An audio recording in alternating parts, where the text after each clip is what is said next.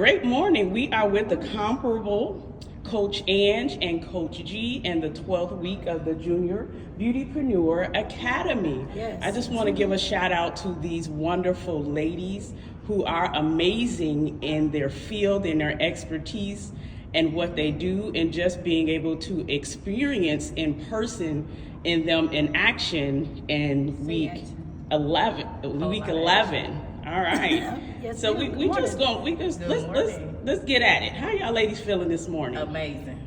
Say it again. Absolutely amazing. Amazing. Okay, say that. How you feeling, Coach Ange? I'm elated, excited. We made it to the 12th week. I'm just so proud of this accomplishment. Because when we brought it, we'll talk about that. Go ahead. We're gonna get into We're it gonna this get morning. into it. We're gonna get I can take into over. it. Go ahead. So we're gonna start with the brains of this beautiful thing that you all have created. You have made being a boss in this beauty industry accessible and teaching our youth the foundation. You laid it out. Yeah. I mean, just the plan that you've implemented is priceless. That's what I'm going to say. It is truly priceless. So I want to get behind the two brains that created this masterpiece that others will follow, right? Because they're going to follow. Oh, yeah. You got them. You guys written out the map. All right. So you just going to give the tips on how others can actually implement and do it themselves, to reach our youth, to tell our youth that we have options, all right, as women. Let me put emphasis on it. Okay. Black women, Okay. right? Yes, all right, absolutely. Growing up and learning the importance about money. All right, but the most important thing is learning about how you move about as a Black woman in this industry and in this world. So how was this Junior Beautypreneur Academy established? How was it created? I'm gonna be honest. This was G's idea. She came and said, "We need to do this. You need to do this Beauty Entrepreneur Academy. This is in your lane." And I'm like, "What?" What am I gonna do with a bunch of kids, right? I'm an empty nester for real. So she's like, "I just think this in your lane. You should do this." And I'm like, she already got it laid out. I'm gonna support you. And I said, let me see the plan. So she literally had the plan laid out, and she sent it to me. And I have a degree in project management, so I went through there and I fine-tuned it, and we took it week by week. But this was her idea. I just showed up to bring it to life, honestly. Definitely brought it to life. So it's just been a lot of things happening in the city with the youth. A lot of unfortunate things happening, and that is really what sparked it for me. Is because they need something to do, and they need to know that they have opportunities. Right now, they don't know that they have the opportunities. And some of these kids are at a disadvantage of certain opportunities. So I just felt like, let's bring it to the table and bring them to the table to let them know that they can actually do something with their lives. They're not discredited. They're not discarded. Let's make a difference. Mm-hmm. We can start with this because this is our lane, and let's take it from here. So you have an idea. Coach G had an idea. Yeah. And she brought it to Coach Ange, and y'all like, let's just do it. Let's talk about the level of trust that two women have within each other, because that's important. Absolutely. When you're trying to do something so purposeful and you have a vision, and not everyone can trust your vision that you have. Not everyone want you to have that vision because they want it for themselves, right? So they will say yes for different reasons and different expectations. Coach G, tell us how you trusted Coach Ann, your vision to push forward and make it happen. I'm gonna be honest.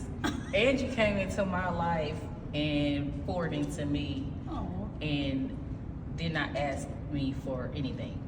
So in return, I just felt that obligation to pour back into her, and we actually learned that we work Very well together. Good team. We're a good team, and we can make things happen. So I like that. We definitely been making things definitely been making from some two stuff different happen. sides of, yeah, Absolutely. from two different locations. So And just having that same, it's hard to find people with the same vision or similar vision. or mindset. Or mindset, Yeah. for sure. Mhm. And also it's about being able to listen, being able to take another person's perspective. I'm all about perspective. There's more than one.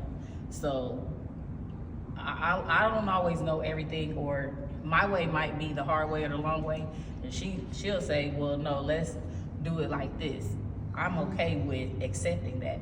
And that's just what it's about. And that's how it works. That's how this works. Like, you have to be willing to be teachable, coachable. You have to be willing to take other people's perspective and see how it goes. Like, see how it works, because your way ain't the only way. So That's true. I just feel like, and I go by this, like, you have to trust people until they give you a reason not to trust them. So that's kind of what I learned on my journey through entrepreneurship, through coaching, through education, because I've been in it so long. Trust them until you can't trust them anymore.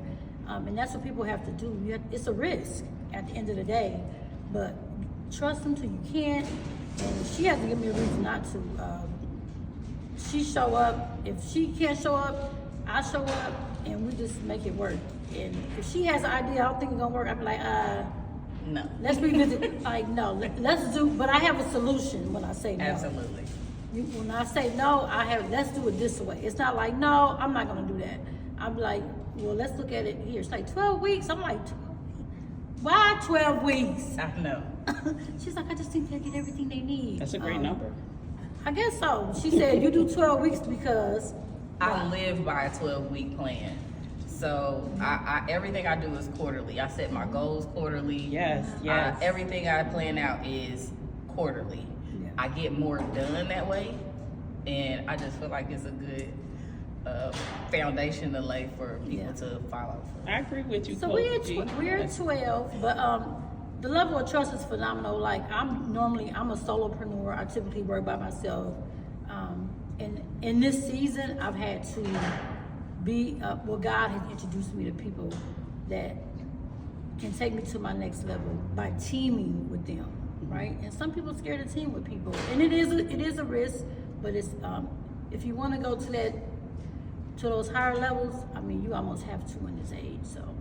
Absolutely. I'm okay with it. Yes, Take the risk. and being comfortable with taking that risk. Yeah. So I'm gonna pop it back to Coach Ange, and she's Okay. talking about, trust. Yes. So there's a level of trust we have to have with others, but there's the dynamic part is having a level of trust you have within yourself to say yes to Coach G's vision.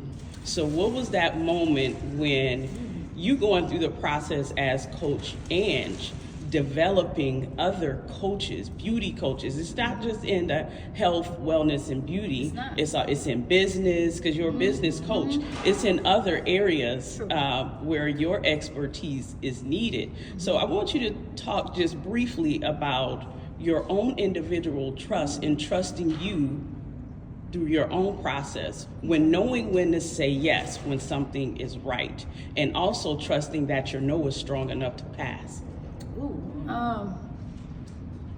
That's deep. So, I had to learn as a coach, right? There was really nobody to, like G said, she poured into me, I poured into her. I never really had anybody to pour into me on a different level. I'm always the person that's pouring the cup, right? So when she came to me, and she, I just knew that she was pouring into me, and some of the things she said would resonate with me. So that gave me the yes. Does that make sense?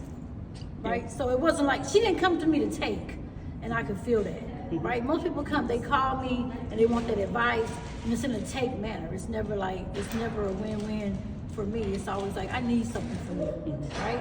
It's never like, I need something from you, but I got something for you too, right? So that made, that solidified my yes for her. And she showed up prior to that, like, I'm gonna do this, but I'm not gonna do it by myself, right?